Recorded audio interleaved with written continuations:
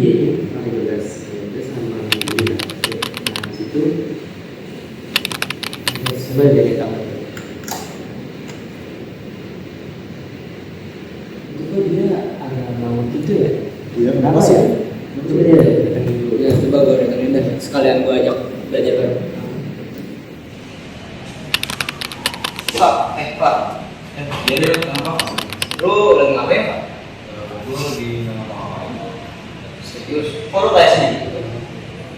Iya serius gue, nggak kenapa-napa. Udah Pak, kalau ada masalah kita aja sebagai sama teman itu kita harus membantu. Coba ceritanya apa santai. Ya udah, kalau gitu sebenarnya ada gue habis diputusin pacar gue dia. Padahal gue udah hampir jalan setahun sama dia.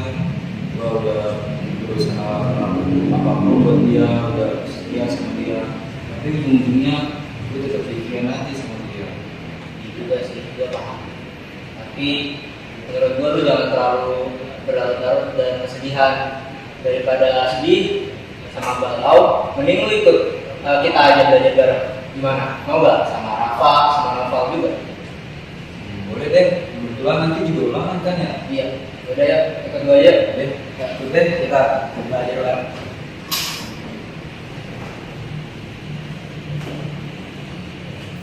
Gue masih ingat tadi kan? Gimana? Ada lagi. Saatnya jam pertama dimulai. It's time to begin the first lesson.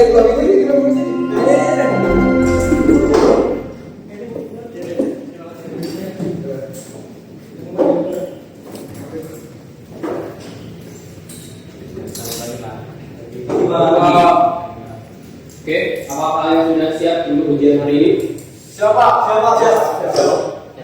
Sebelum ujian, apakah ada yang nggak bisa masuk pada hari ini? Ada gak? Apa ya, San? Kenapa ya? Dia bilang tuh dispen, tapi dispen apa ya? Kalau nggak tahu ya, dispen itu debat bahasa Jepang Pak. Dia lagi latihan. Oh gitu. Sudah baik. Sekarang Bapak bagikan kertas ujian.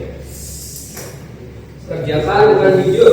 Kalau nggak jujur, nilai kalian otomatis nol. Ya, oke siapa? Terima kasih Pak. Siapa? Iya.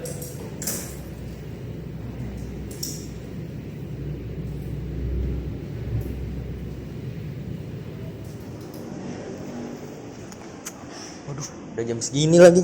Harus buru-buru nih biar nggak telat.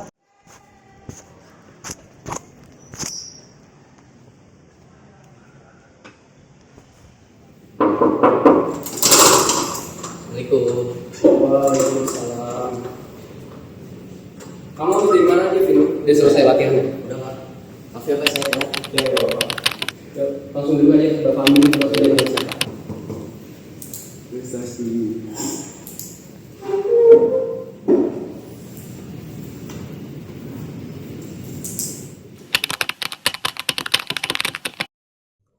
Pada bagian ini, sekelompok siswa yang belajar demi mendapatkan nilai bagus menggambarkan tindakan sosial rasional instrumental karena mereka menetapkan tujuan yang jelas, yaitu nilai yang tinggi. Lalu memilih tindakan yang paling efisien dan terencana untuk mencapai tujuan tersebut.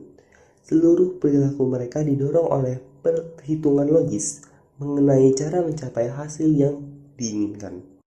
Pada bagian ini termasuk afektif karena Aufa sendiri ya, didasari oleh sedih yang dirasakan akibat diputusi oleh pacar. Tindakan sosial berorientasi nilai adalah tindakan seseorang yang dilakukan karena adanya keyakinan atau nilai tertentu yang dianggap benar, baik, atau penting dalam hidupnya. Pada tindakan ini, tujuan utamanya bukan untuk mendapatkan keuntungan pribadi, melainkan untuk menjalankan prinsip atau norma yang diyakini. Contohnya, dapat dilihat pada video yang menunjukkan Syahril memberikan semangat kepada Aufa dengan mengatakan, jika ada masalah, maka cerita saja. Tindakan tersebut dilakukan karena ia memiliki nilai kepedulian, empati, dan keinginan untuk saling menolong. Ia tidak mengharapkan balasan apapun, tetapi hanya ingin temannya merasa lebih baik dan tidak memendam masalah sendirian. Pada bagian ini, karakter Alvino termasuk melakukan tradisional karena ia saling kepada gurunya yang merupakan tradisi turun-temurun yang sudah dilakukan.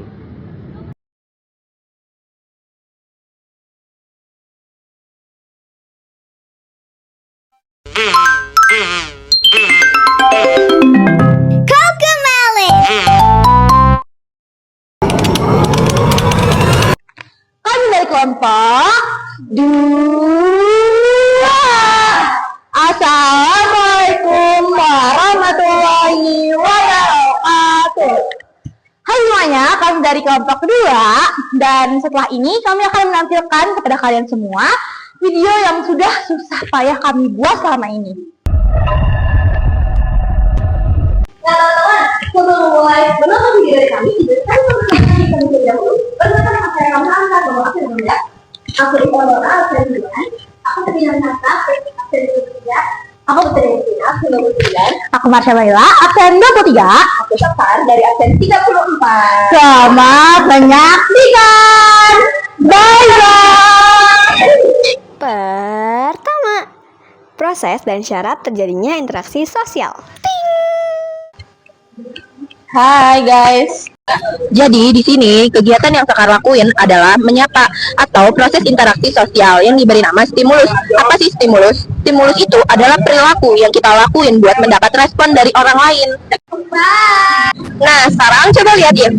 Dari proses stimulus tadi bakal muncul yang namanya proses respon, yaitu tanggapan individu ketika dipicu oleh orang lain seperti tadi Sekar yang memicu dengan cara melambaikan tangan atau say hi. Boleh join nggak? Boleh. Kalian lagi ngapain? Nah, setelah mendapatkan sapaan balik, Sekar merasa senang dan diterima oleh teman-temannya. Hal ini termasuk ke proses interpretasi, di mana Sekar memberikan makna terhadap perilaku teman-temannya yang mau menerima dirinya. Ini kita lagi ngerjain soal tadi dari Bu Hilda. Ih, yang susah banget ya? Iya. Boleh bantuin nggak? Gue nggak ngerti nih. Aku bisa, sini aku ajarin. Boleh. Lalu ketika Sekar bergabung untuk belajar bersama merupakan proses adaptasi dari interaksi sosial, karena Sekar berusaha menyesuaikan perilakunya ke teman-temannya yang sedang berkumpul. Nah, kalian bisa lihat kan di situ kami sedang belajar bersama. Scene tersebut merupakan syarat terjadinya interaksi sosial, yaitu kontak secara langsung sekaligus berkomunikasi. Karena kami saling berinteraksi dengan bertatap muka langsung. Kayaknya kita harus segera pulang deh. Mana mendung lagi sekarang. Oh ya udah, kita lanjut Zoom meeting aja nanti di rumah. Boleh. Yuk, kita pulang yuk. Yuk. 2, 3. Selain berkontak secara langsung, syarat terjadinya interaksi dapat berupa kontak tidak langsung, ini dimana kami melangsungkan pembicaraan dengan adanya perantara media telekomunikasi. Lihat nih guys, kami sedang melakukan video call loh. Kedua, faktor-faktor terjadinya interaksi sosial. Ting.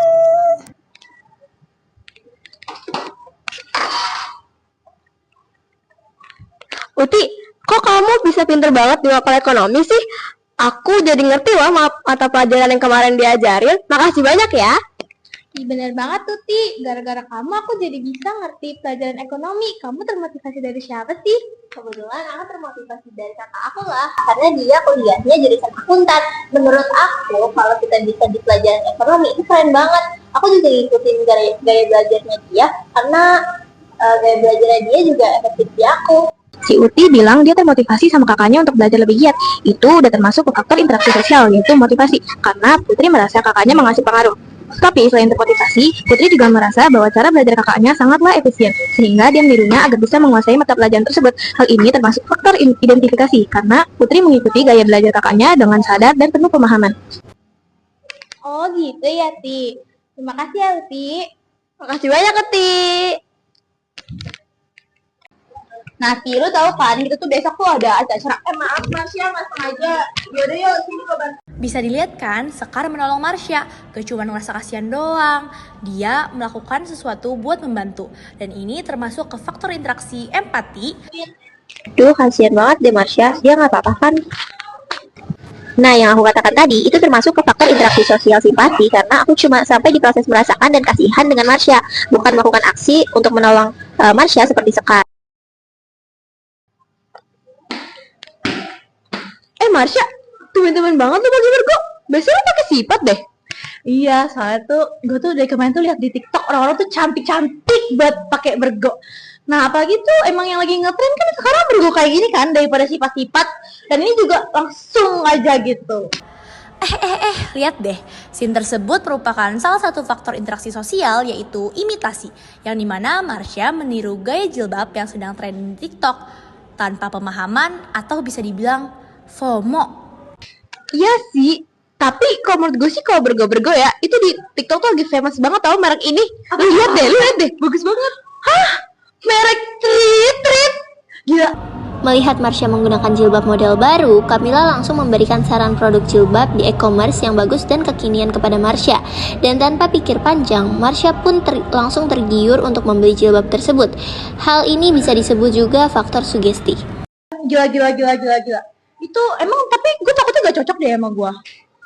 Tapi menurut gue cocok sih sama lu. Saya kan lu juga suka pakai bergo ya. Apalagi lu baru-baru ini kan pakai bergo. Biasanya lu pakai sifat. Iya juga sih. Boleh dicoba. Ih, bagus-bagus banget lagi warna-warnanya. Iya kan, bagus-bagus banget. Oke deh, langsung besok gue check out. Yuk, oke. Makasih ya kan? Oke.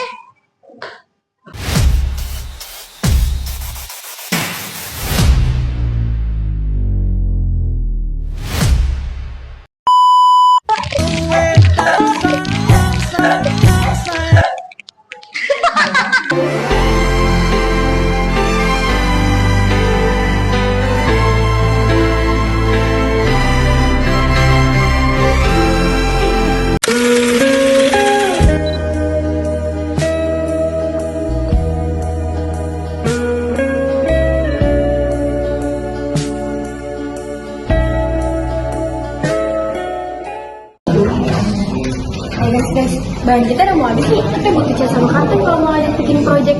Oh iya, kemarin aku sempat cek online. Kalau nggak salah itu harganya sekitar 50 ribuan.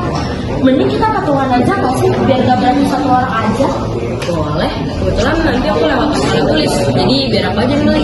Nah, ya udah kalau gitu nanti biar aku sama Budi ya. Iya, nanti jangan lupa kirim nomor aku ya. Nanti juga sekalian kirim foto struknya, biar kita tahu sisanya berapa. Ya, gampang itu mas. Nanti aku update di grup ya. Oke. Aku barusan lihat nih video orang Tiongkok masak nasi sisa. Masuk juga dalam sesuatu deh. Aduh, yang apa lagi sih? Susah juga nusain mereka. Kepikiran yang lain aja. Bentar. Jangan bilang ini ada hubungannya ya sama nasi goreng. Aku itu dia. Aku sebelumnya ada belum nasi goreng itu. Oke, jangan aja sih. Ya, kan itu buat sesuatu yang mungkin simpel. Oh iya benar. Terus pas sampai di Indonesia, kopi upgrade kan harus dicampur sama bumbu lokal. Misalnya kayak cabai, terasi, bawang, sampai kacang manis. Oh iya sih, bisa jadi. Itu tuh namanya bentuk akulturasi makanan gak sih? Teknik dari Tiongkok, rasanya Indonesia banget. Iya sih kayaknya. Makanya sekarang di Indonesia ada nasi goreng, nasi goreng kampung, pete, mas sebenarnya seperti tede. Dan kita mikir selama ini nasi goreng itu asli Indonesia nggak sih dari awal? Padahal justru kan cara kerjanya ya yang kayak akulturasi banget, datang dari luar tapi nggak ngilangin identitas aslinya. Iya ya. Intinya mah tekniknya dari sana. Rasanya udah itu aja memang. Dan kalau dipikir-pikir ya, mungkin itu inti akulturasi. Sesuatu bertemu budaya baru, tapi dua-duanya tetap kedengaran. Benar-benar. Lihat deh, itu cara banget, cocok banget nih. Coba, enggak. Apa? Coba kayak gini dari Jogja. Oh, itu banyak. Kita samain ya. Halo. Hai. Aku Cici kan anak baru itu. Iya. Maksudku, ya aku Cici. Kalian ini.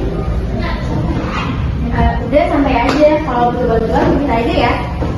Matur nuwun. Ya makasih ya. Besok lu mau ikut belajar baru nggak? Soalnya besok kata Mary ada ulangan kimia mendadak, makanya kita kayaknya mau belajar bareng deh. Oh, bisa. Bisa. Kalian mau belajar di mana? Biasanya sih kita di perpustakaan. Oh, gitu. udah kalau gitu aku nanti nyusul ya. Oh my god, Cici, lu sama gue? Ke bawah kalian, boy. Gak apa-apa, udah copot setengah. Aduh, kayaknya gue udah telepon orang tua gue deh. Oh, mau pulang duluan kayaknya. Udah nggak apa-apa, pulang dulu aja. Yuk. Oh iya sih, besok. Aduh, ini orang tua. Besok kalau udah datang duluan, orang tempat duduk ya. Ya, gue jagain deh. Buset, kode aku udah hilang nih, bos. Iya ya. Jangan mulai deh. Kalau tiap hari nongkrong sama kalian, ya ke bawah lah. Logat Jogja lu di kemana ini? Kadang sih ya, kalau lagi panik suka ke bawah. Tapi ya wes, yaudahlah. Yaudahlah, mau pulang. Dadah guys, semangat. Ya, dadah.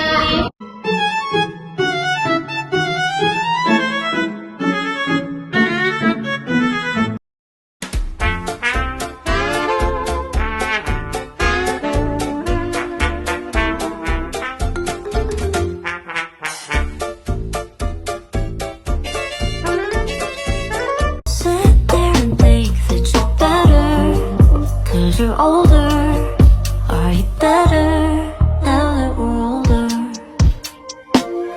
High school in Jakarta, sort of modern Sparta. Got no chance against the teenage suburban armadas. We were a sonata, things so tight with fathers yelling and under. That was hard, but I loved you. High school in Jakarta, a comedy drama. I still hate you for making me wish I came out smarter. You love hate your mother, so do I. Could've ended different then again. We went to high school in Jakarta. Natasha's moving to New York. Probably sometime in August. And I'm spending the summer in Singapore. I'm so sad I can't tell you shit anymore. I made friends with Oke, halo semuanya. Sebelumnya gue minta maaf karena gue nggak bisa ikut rapat kali ini karena gue lagi sakit. Jadi langsung aja kita mulai rapatnya. Ketua online, tapi orangnya tetap nyampe. Itu namanya bakat alami.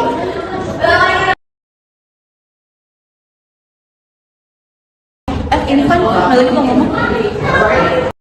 Oke, jadi kemarin gue udah nentuin tema awal yaitu Students Collaboration Day. Kalau mau direvisi boleh banget, silakan. Yang penting gue udah ngasih gambaran awal ke kalian. Oke, titik awalnya jelas.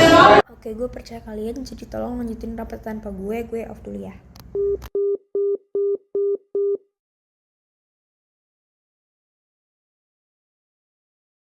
Guys, gimana kalau acaranya kita tambahin unsur seni? Soalnya banyak eksperimen tampil. Iya, biar gak kayak kerja kalau satu angkatan. Setuju, tema malam ini bisa kita kembangin jadi kolaborasi dan seni. Beres deh kayak gitu aja, biar semua expo juga dapat spotlight sendiri. Jadi budget kita minus 100.000. Siapa nih yang beli barang tapi nggak laporan? Gue beli kertas Asturo buat konsep dekor. Asturo 7 warna, minimal estetik lah ya. Intinya ke depan harus lebih rapi. Aduh, karena dekor memang perlu, ya udah pembelian itu kita masukin aja ke Bukas. Tapi mulai sekarang wajib laporan dulu, jangan spontan banget. Sip, gua rem spontanitasnya dikit. Oke, gini aja ya. Semua ide dekor dan belanjaan lewat gua dan Ibnu dulu, biar keuangan itu rapi. Mantap, sistemnya jelas. Tadi sih udah panas sedikit sih, tapi sekarang udah mulai layak. Iya, yang penting kita kumpul lagi. Finalnya, tema Fashion dan Art Showcase. Keuangan wajib laporan. Dekor Ibnu dan Panak. Rundown Ivan dan Raisya. Publikasi Soraya. Set fix semua. Tinggal eksekusi.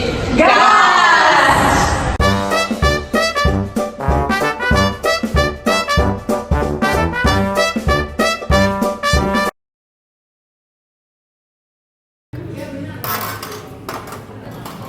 Lah, Alfian kok duduk di meja gue lagi? Kan dari pertama gue yang di sini. Kan gue duluan yang datang, siapa cepat dia dapat. Pokoknya aku mau di sini. kalian berantem terus, mending kita ke Pak Guru aja nyari solusinya. Ya, pokoknya aku di sini ya. Beneran nggak? Kita ke Pak Guru. Kenapa ini? Lu ikut saya ke depan. Yaudah deh Pak, gimana kalau misalnya setiap murid itu pindah satu kayak rolling gitu, misalnya setiap hari yang belakang tuh pindah ke depan, kayak gitu kan pasti adil tuh, semua bisa ngerasain ada yang ke depan. Kalian maunya apa sih? Udah gede, sama-sama kan juga bangku. Saya buat aturan baru sekarang. Kamu di kiri, kamu di kanan, jangan yang duduk lagi. Mulai sekarang yang duduk pertama, dapat kursi paling depan, datang pertama. Yaudah, sekarang kalian tiga duduk. Saya udah buat aturan baru ini.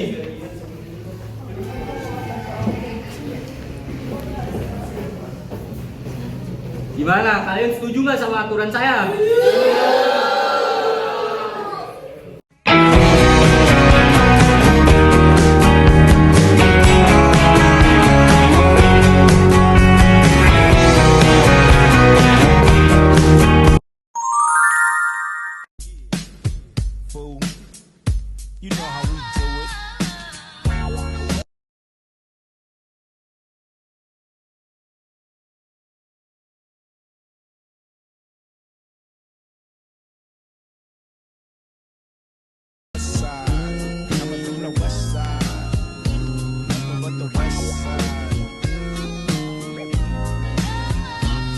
Ain't nothing going on but the bomb ass rap song hit.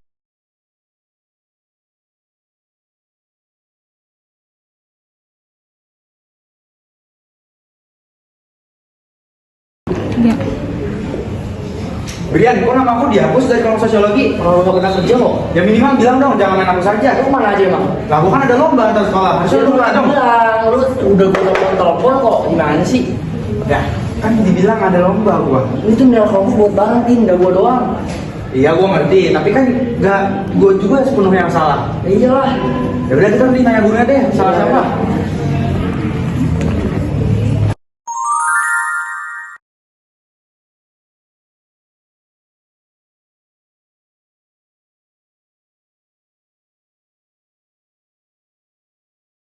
Wah, jago juga poster buatan lu, Joy.